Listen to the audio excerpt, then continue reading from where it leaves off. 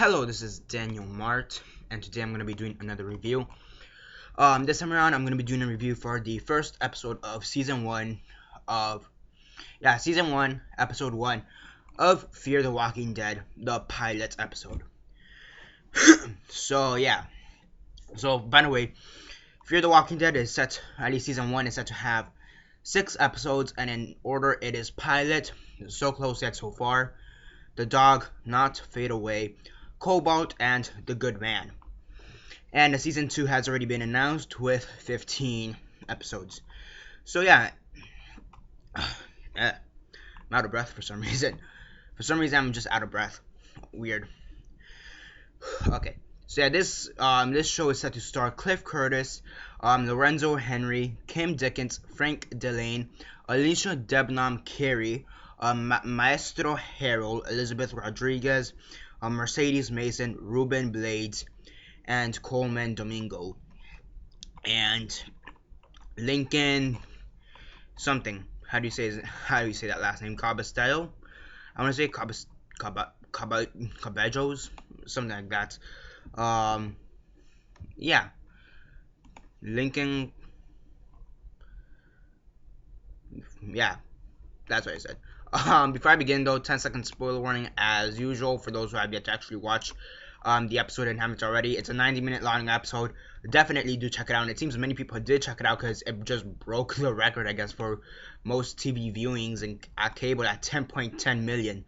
I'm pretty sure The Walking Dead has broken that record before, but for now, I guess that's the new record. Even though I'm pretty sure it's bullshit. I'm pretty sure The Walking Dead has gone up to 17 million. But I guess for this time, the summer season, I guess that's the new record. So before I begin though, 10-second spoiler warning as usual for those who have yet to actually watch. For those who have yet to actually watch this episode and haven't already, stop the video, go check it out, and come back here and watch the rest of this review. 10-second spoiler warning as usual, starting now.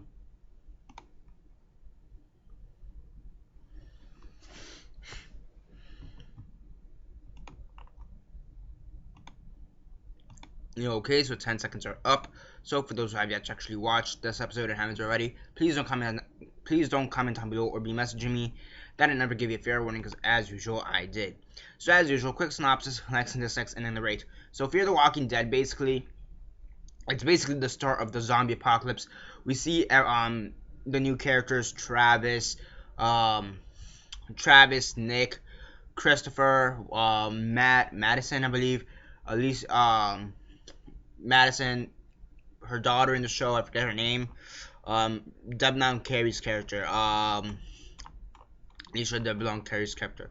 I mean, we're basically starting to see them right before the apocalypse. We do get some hints of the zombie apocalypse with people, like Nick literally runs into a zombie, like I guess his ex-girlfriend at this point, Gloria.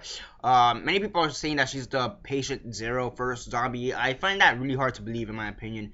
I don't know, just find it doesn't really seem believable, in my opinion. I do think she's one of the first zombies, like one of the first 500 zombies. But I don't really think she's like the OG #1 zombie. It just wouldn't. I don't know. It seems too convenient, in my opinion. So basically we have everybody kind of that's basically it. Everybody living their lives before the apocalypse. We do see a couple zombies. We see Gloria. She ate 2 guys, 2 druggies, because Nick's a drug addict, so 2 guys there.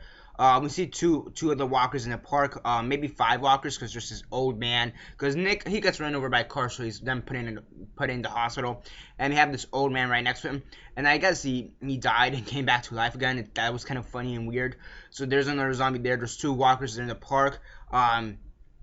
Nick kills a guy, Calvin, his drug dealer or ex-drug dealer, and he reanimates. So that's interesting that the airborne disease has always been there, that they've been infected from the very start. It's not something that developed over time. It's something that's happened from the very start, because it seems like Gloria, it doesn't really seem like she got bit. It seems like she just OD'd.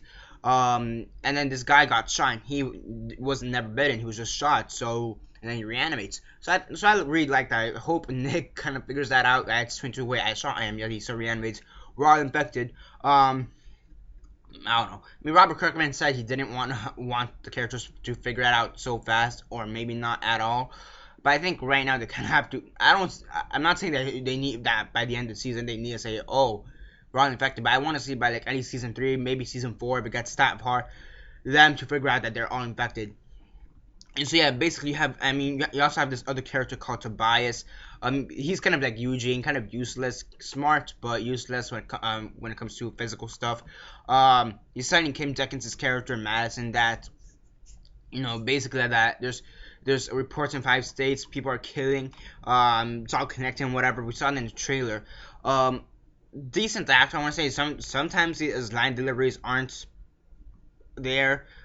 good in my opinion, but sometimes they're really good in my opinion. So he's an okay. I think he's the weakest actor, but you know, whatever. He's still pretty decent in my opinion for the part he has played, and he's appearing at least 2 episodes.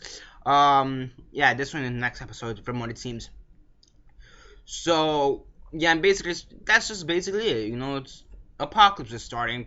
Everything's going to shit. They see that one video that we also saw in the trailer of that guy who's coming after the cops and the firefighters that was in a car crash, and he reanimates and bit one of the paramedics, I guess, was there.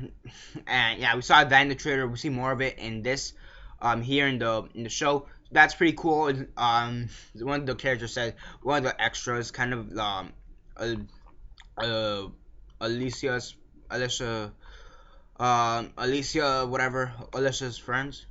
I think her character is the same name as her real name, Alicia. I'm almost positive. Yeah, let's get them down. Yeah, her character name is Alicia. Okay. And one of Alicia's friends sees a video and says like "kill shot bitch." That was funny.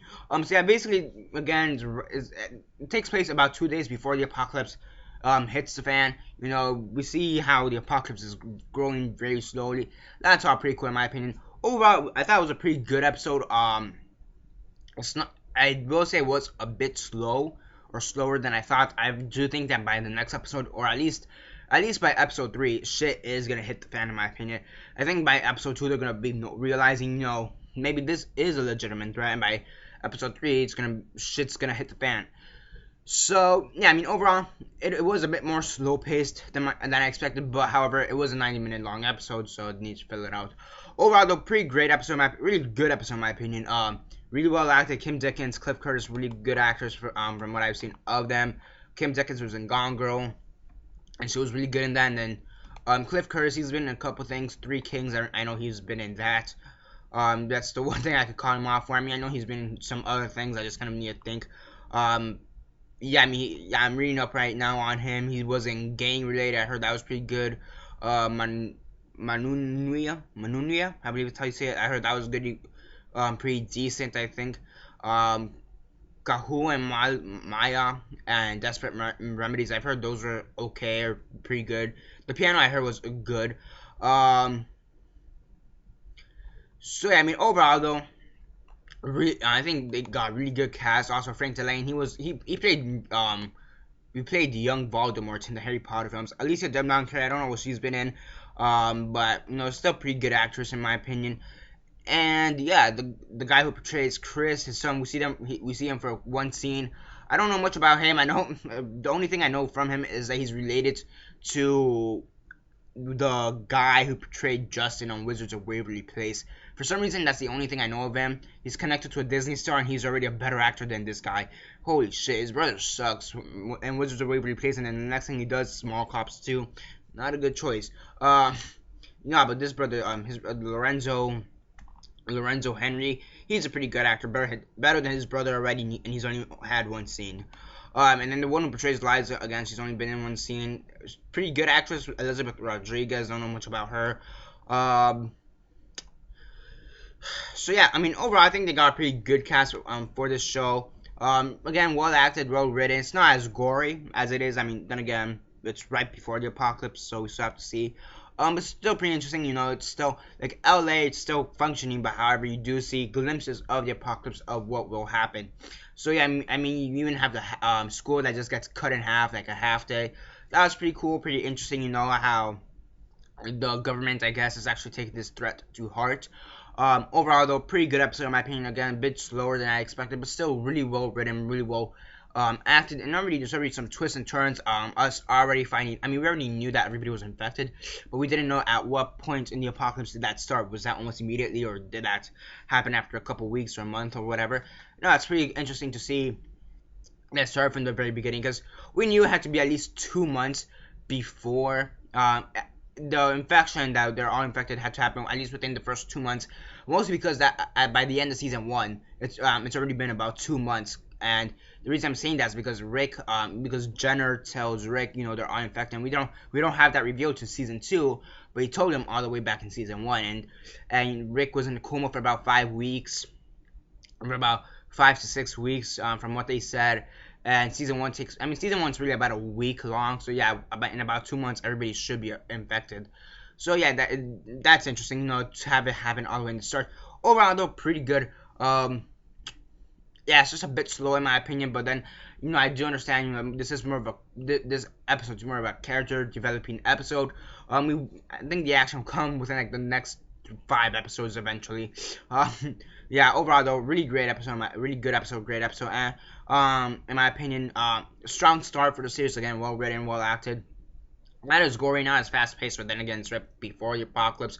We're learning to care for these characters, or yeah, we're getting to care for these characters, and you do care, you do start caring for these characters.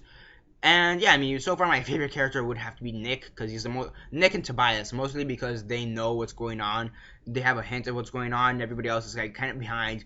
And even though it is pretty cool to see them learn, it's we want them to be ahead by now, I guess. But then again, it is Zombie 101, so yeah.